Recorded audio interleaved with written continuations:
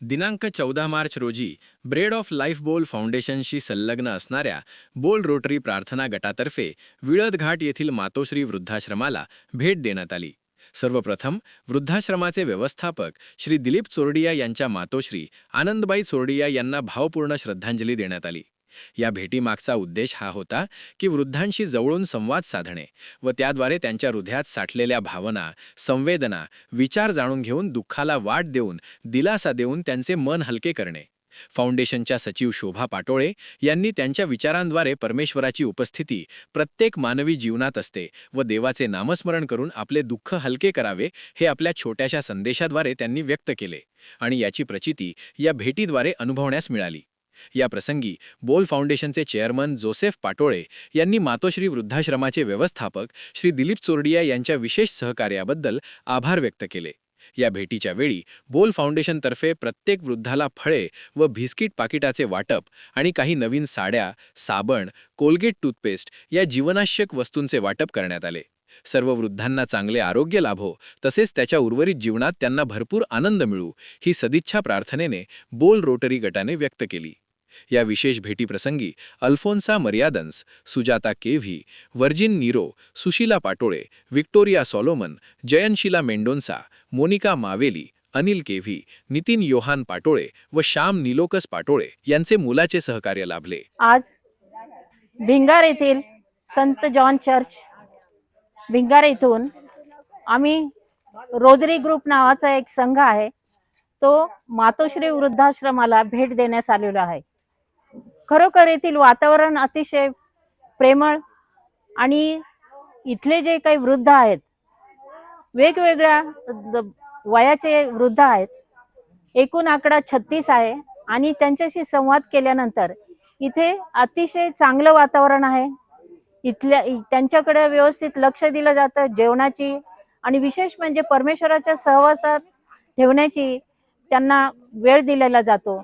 आणि एकंदरीत आम्ही जेव्हा त्यांच्याशी संवाद केला तेव्हा सर्वजण त्यांच्या ज्या काही भावना आहेत, एक आमचा उद्देश हाच असतो की या उपवास काळामध्ये आम्ही त्यांच्याशी हितगुज करायला येत असतो की त्यांनीही त्यांचे विचार आम्हाला मांडावेत आणि आम्ही एकमेकाशी संवाद आणि हितगुजाद्वारे त्यांना देवाचं अस्तित्व की शेवटी देवच सर्वांबरोबर आहे हे आम्ही पटवून देतो आणि त्यांच्या दुःख कमी करण्यासाठी आम्ही मदत करतो।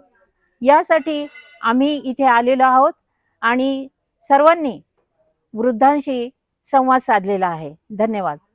नमस्कार।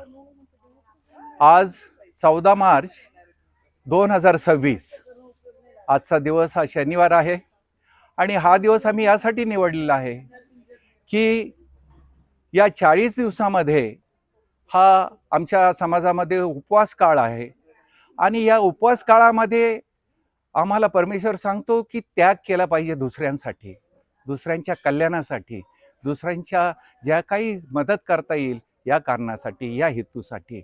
आणि या पवित्र उद्देशाने आज आम्ही मातोश्री या वृद्धाश्रमामध्ये आमच्या बोल रोजरी या ग्रुपने भेट दिलेली आहे आणि त्यांच्याशी संवाद करून त्यांच्याला त्यांचा जो काही दुःख आहे, त्यांच्या एक हृदयामध्ये कोपऱ्यामध्ये जो दडलेले जे काही दुःख आहे ते बाहेर येण्यासाठी, त्या दुःखातून त्यांचा आनंद त्यांनी वृद्धिगत करावा आणि दुःख हलकं करावं, या पवित्र आणि चांगल्या हेतूने आम्ही आज इथे या ठिकाणी आलेलो आहोत।